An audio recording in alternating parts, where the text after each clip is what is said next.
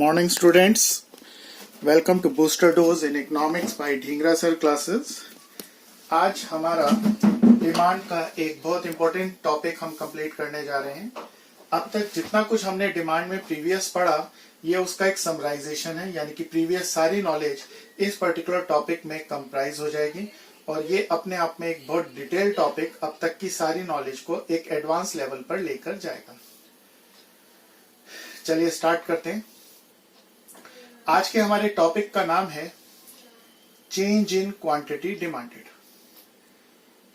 Change in quantity demanded take place due to change in price,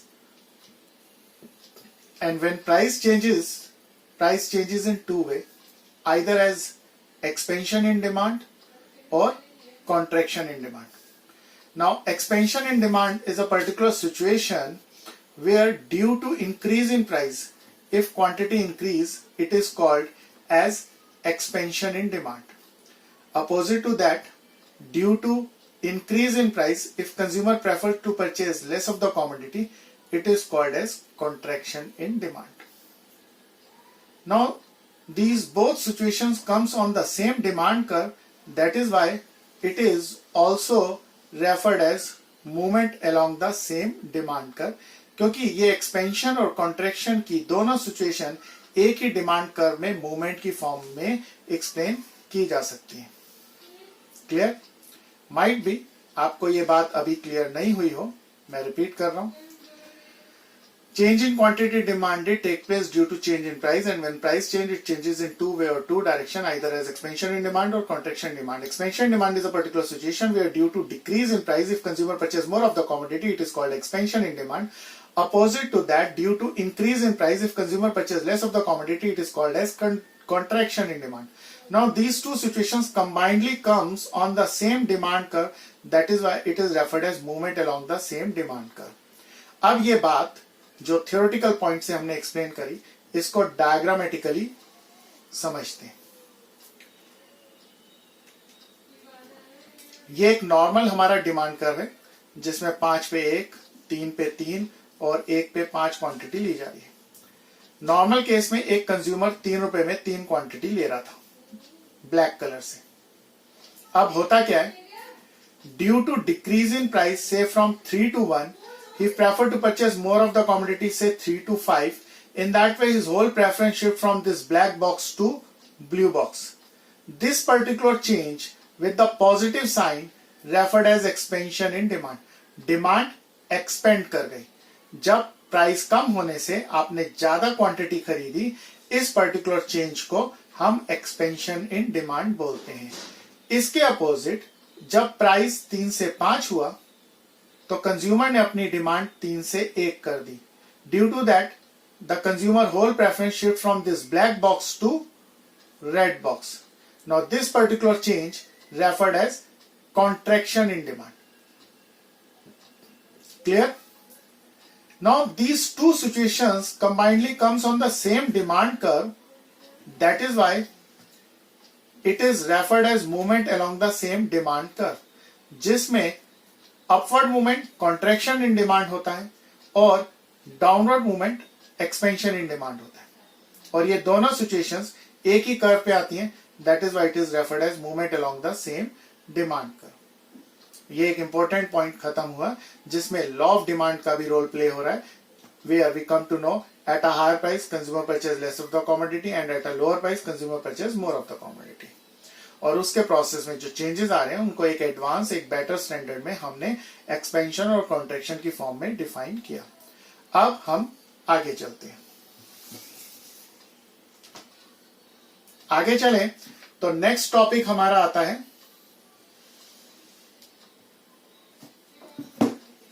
change in demand. Now change in demand take place due to change in factors other than price. Here price remain constant, but if quantity increase due to change in factors other than price, then it is referred as increase in demand. And other than price can be price same था लेकिन consumer की income बढ़ गई, he prefer to purchase more. Consumer की commodity fashion या preference में आ गई, he prefer to purchase more. या कॉम्प्लीमेंट्री पेट्रोल का प्राइस कम हो गया तो सेम प्राइस पे कार की डिमांड बढ़ गई, या सब्स्टिट्यूट्स बहुत महंगा हो गया तो पर्टिकुलर प्रोडक्ट की सेम प्राइस पे डिमांड बढ़ गई.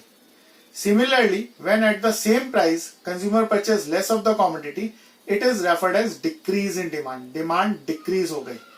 And in that way, there can be a number of example.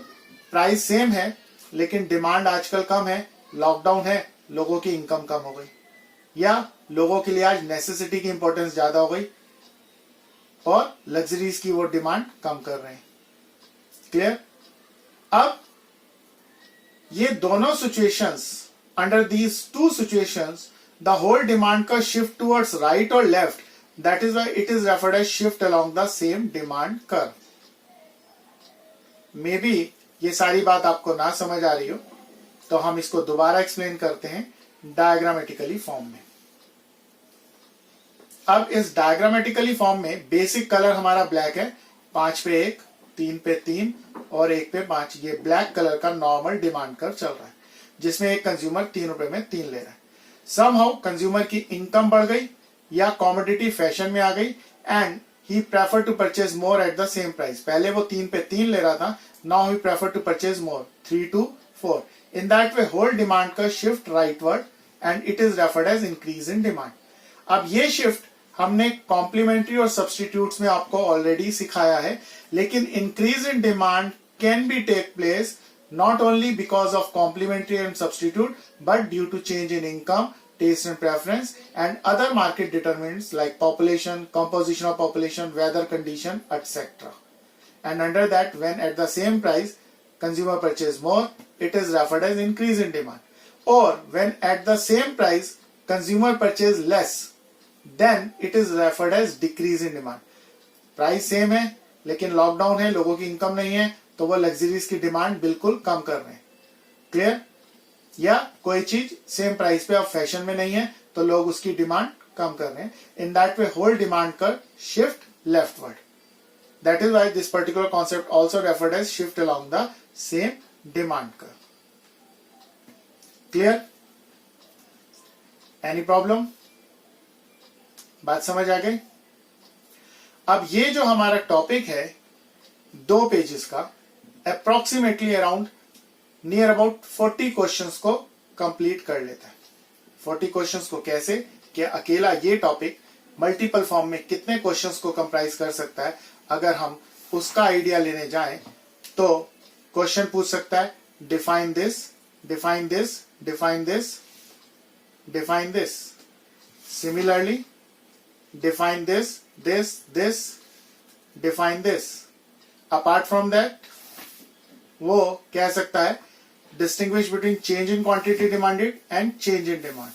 Apart from that, distinguish between expansion in demand, contraction in demand, या expansion in demand के साथ increase in demand, या expansion in demand के साथ decrease in demand, या contraction in demand के साथ increase in demand, या contraction in demand के साथ decrease in demand. Apart from that, shift, movement along the same demand curve और shift along the same demand curve के बीच में difference, या diagrammatically expansion को contraction को बनाने को कह सकता है, या movement के हिसाब से पूछ सकता है. Similarly, वो आपको shift में increase और decrease का पूछ सकता है, इनका एग्जाम्पल पूछ सकता है, इनका टेबुलर फॉर्म पूछ सकता है. तो अगर ये कॉन्सेप्ट आपको पूरा कंप्लीट इस तरीके से नॉलेजेबल है तो आप क्वेश्चन कितनी भी फॉर्म में कैसे भी आए वो आप आंसरेबल होंगे, और बाकी इसको फर्दर डिटेल लेक्चर्स में और गाइडेंस में आपको नॉलेज मिल जाएगी. लेकिन यहाँ पर आज हमारा एक इंपॉर्टेंट टॉपिक कंप्लीट होता है जो मल्टीपल चॉइस ऑफ क्वेश्चंस को अपने अंदर इन्वॉल्व कर लेता है. ओके, चलिए, that's all for today in this video.